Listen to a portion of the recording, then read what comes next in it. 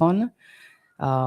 We partnered with the Pitons management area and had a joint junior carnival band for Super Carnival 2026 this 2 weekends ago. And I want to say that our children had a lot of fun. They loved the experience. They got to do a little bit of decorating, using their own creativity to decorate their own costumes.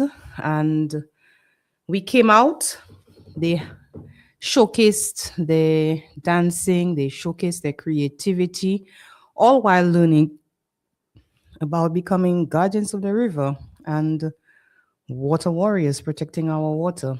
So we merged learning with entertainment. We merged our tradition and culture with passing on a message to not just the children, to their parents, and to the general public, the spectators as well. We had, as part of our activity with getting the band ready, the children had to, they had a discussion. I spoke to them when they came to personalize their costumes and told them about the river and why you need to keep the river clean and what they were showcasing. And I think we succeeded in that. Even with the bands and planning, with the band leaders, with CMO meetings, I pleaded or I made an appeal to the band leaders to speak to the revelers to ensure that they utilized garbage bins and bags and that the bands provide that for their revelers as well, so that we will not have as much littering as we have had in the past. And I want to say I am pleasantly surprised at the amount of litter that was greatly reduced on our roads and sidewalks immediately after each band passed and immediately after Carnival, both for day one and day two. Consequently, I spoke with the Soufriere Constituency Council and even the workers, the town council workers themselves, were surprised at how little, how sparse the litter was. There was garbage on the ground, so there is room for improvement. But I want to say kudos to the revelers, kudos to the spectators, and a very, very big thank you to the workers of the Soufriere Constituency Council for keeping our streets clean, for not littering. And it goes to show that it can be done. If for an event as huge as Soufriere Carnival, the streets, we barely had garbage all around the area, it can be done for all other events. It can be done for jazz, that's for sure. After jazz, the Soufriere mini stadium is typically left in a state of disgrace with a carpet of garbage, a carpet of bottles. And for this past jazz, I was appalled to see how littered the grounds were. And there were bins provided on the sides.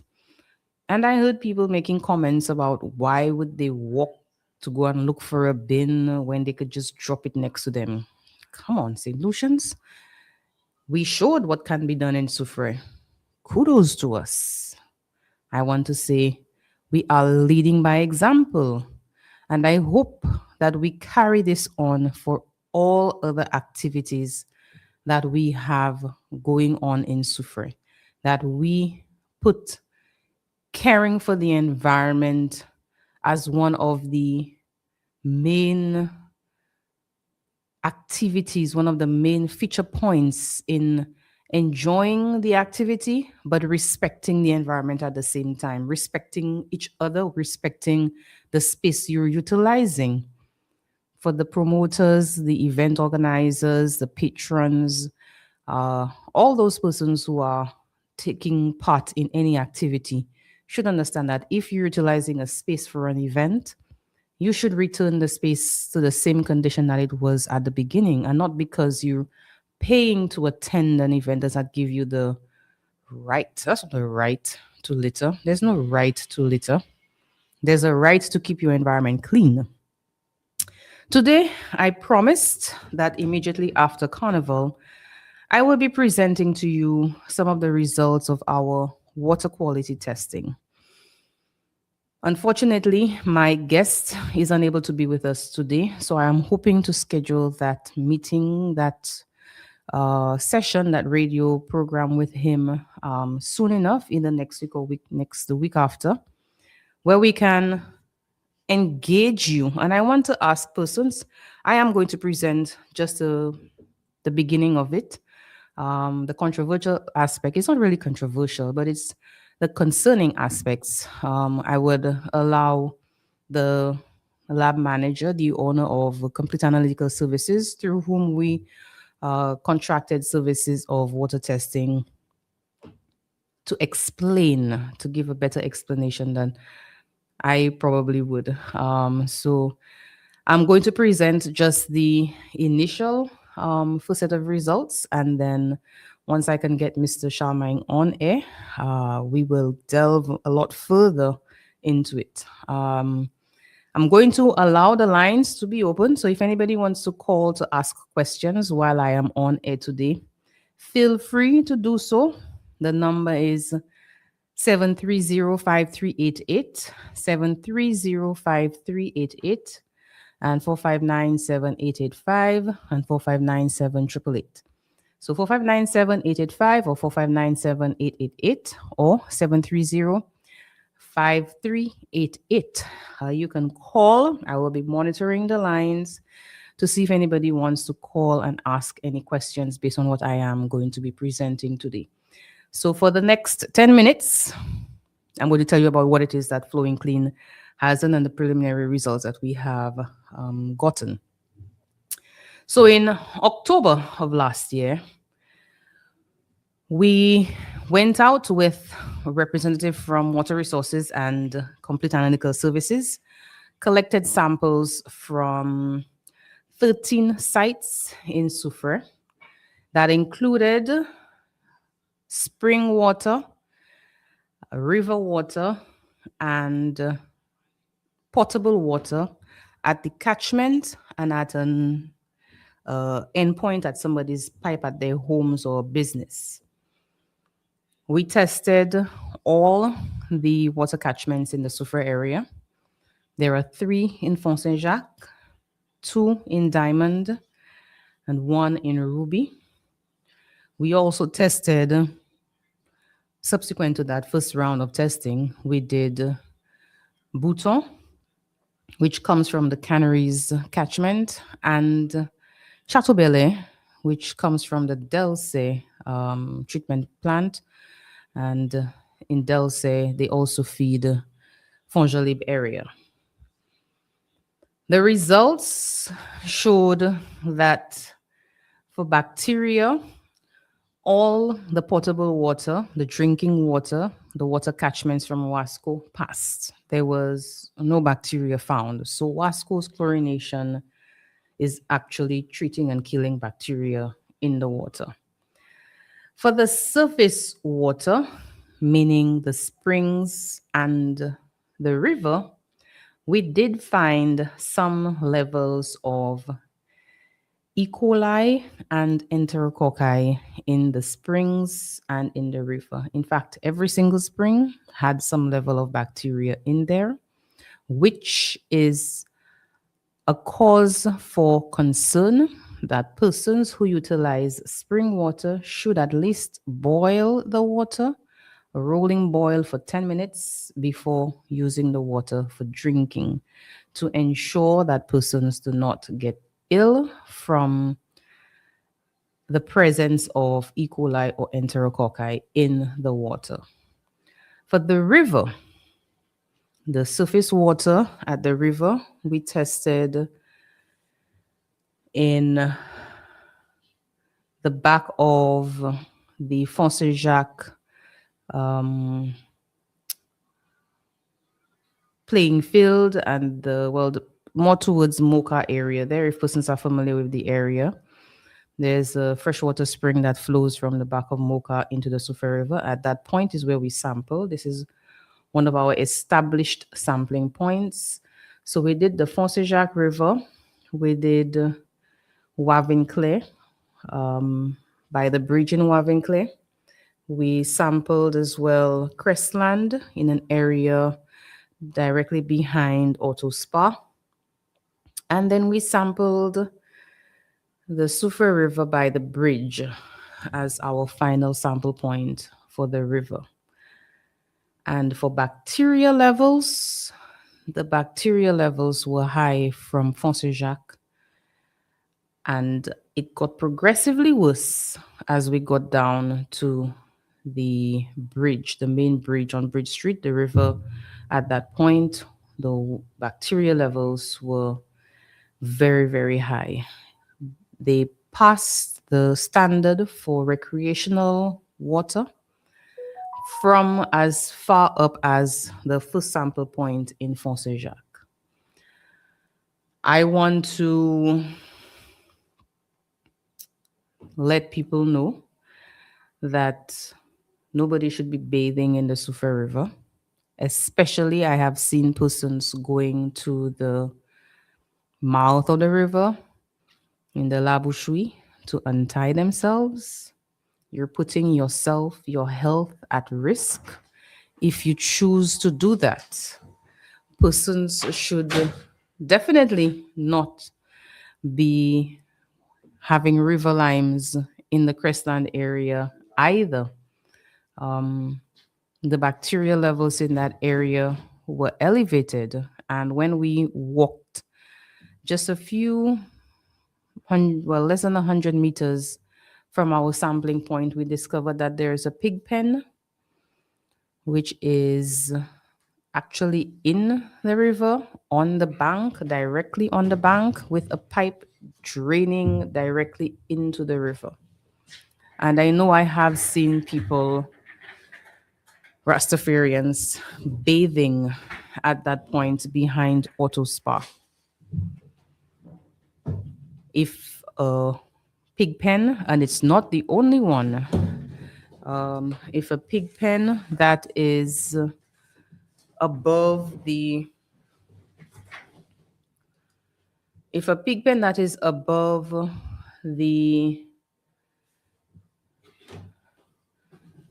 point where you're bathing is dumping raw sewage from the farm into the water upstream of where you are bathing, you can very well imagine what is in the water that you are putting your body into. We want persons to be aware. We want persons to be knowledgeable. We want that information to go out for persons to understand the risk that is there. We want the pig farmers to understand, also those persons who have cows in the river, to recognize and understand and be reasonable to know that their practice of dumping raw sewage from their livestock farm, from their animals into the river, is having a detrimental effect on the water quality and affecting people's health who are interested in using the river or are actually using the river downstream. We have had several incidents of persons utilizing the water in the river and falling sick and not knowing why. And I am not saying that that is the reason why, but I'm just telling you exactly what is happening right now in the Sufa River. The Flowing Clean project, our aim is to get the community to take responsibility to help restore the river to health, restore the river to a point where we can safely utilize the water in the event of any disaster, that persons can be assured that when they go to use the water in the river, what they can use it for Right now, I am not going to advise anybody to utilize the water in the river for anything, not even to clean your vehicles, because you're putting yourself at risk of infection. Because if we find E. coli and enterococci in the river, these two microorganisms, these two bacteria, are indicators of sewage pollution in the water. And if there is sewage in the water, there are other disease causing organisms called pathogens actually in the water. So the presence of E. coli and enterococci, Escherichia coli and enterococci in the water indicates a level of sewage contamination in the water, and it's sewage feces from a mammal. Mammal could be a pig, a cow, horse, goat, or even a human being. And if there is raw sewage in the water, any other pathogen, any other bacteria, any other worm, any other microorganism that can cause illness that was in that mammal, in that animal, in that human will also be in the water. And that's what we're not sure what's in the water. We just had a camp with 13 children from around St. Lucia,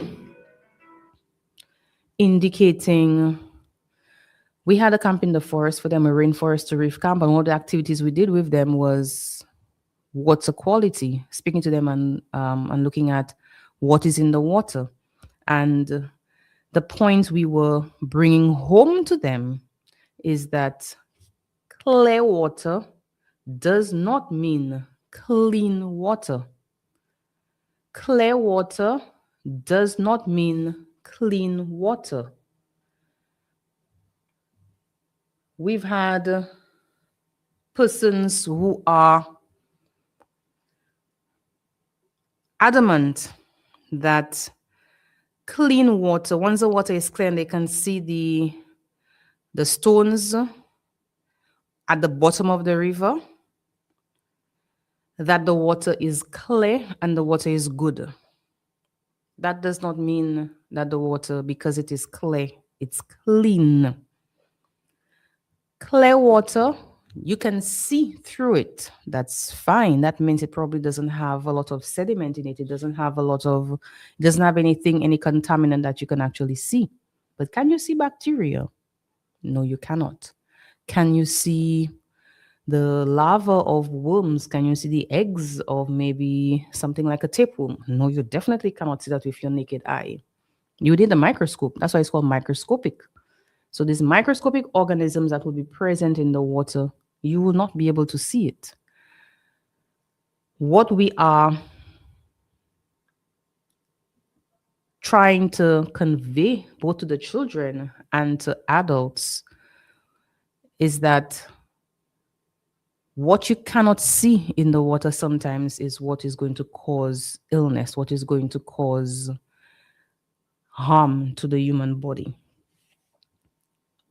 And this is why we want to improve on the health of the water quality in the river. Because after Thomas, I have said this here on air several times, we know what happened, both after Thomas and after Debbie. Persons were left to find water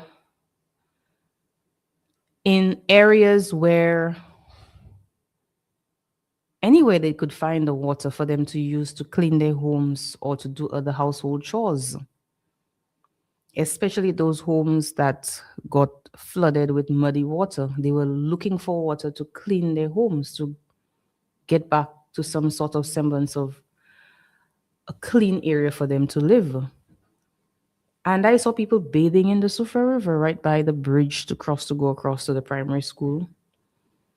I saw people blocking the drains, collecting water to bathe children. I saw persons who were going to whichever area that they said there's a new spring. Some people said that there was a new spring that showed up in Fort Beignet, when that was actually somebody's septic tank overflowing. The soakaway caused water to gush out of the sidewalk, and people, when they're collecting water, saying, hey, it's a new spring. But when we tested the water, pure raw sewage.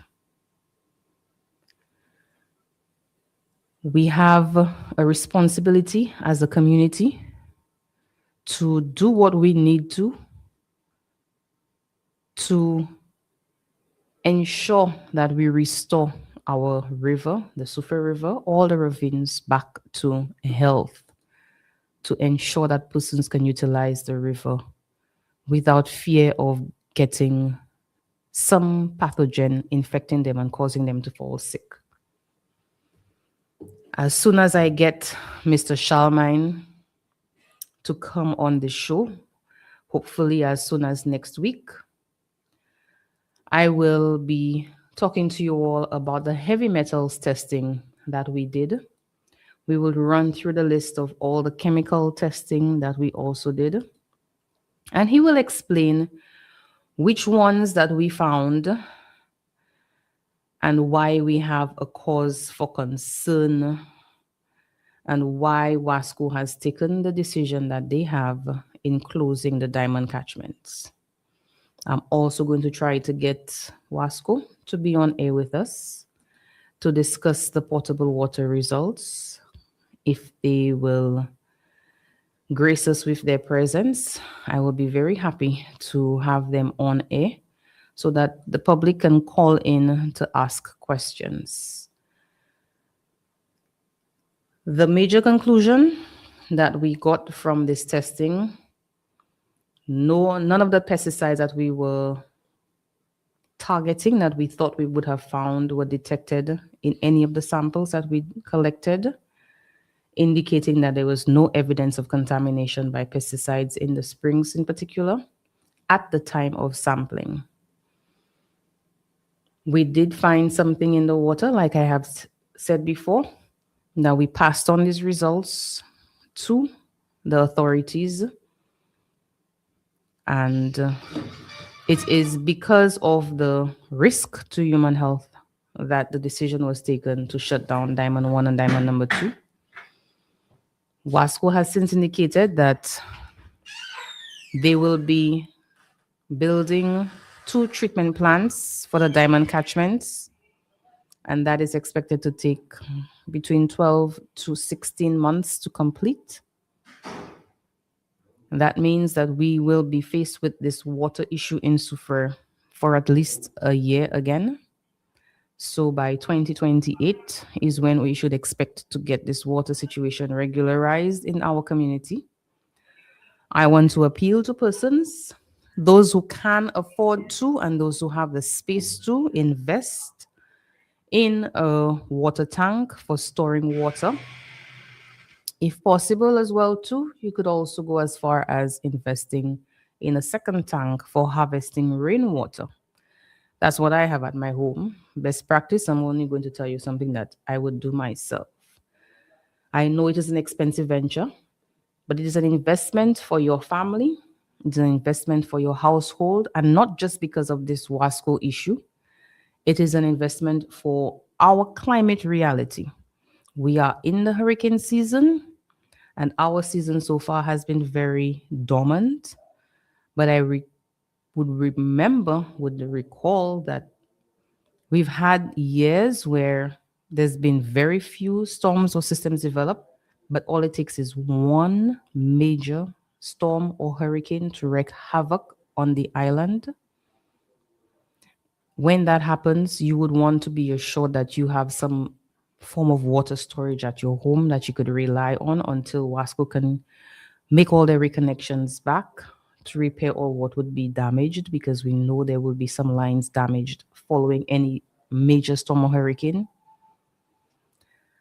So once again, let me say thank you to all those who have joined. Thank you to those persons who are listening. I hope when I bring my guests on that we do get persons calling into the radio station to ask him questions. I am still hoping that we'll be able to get a community meeting with the relevant authorities to present the water issues, water testing results, and for WASCO to see what it is that they're doing, where they are in the implementation of their plans. Thank you once again for joining, and I hope you have a wonderful, wonderful rest of the week.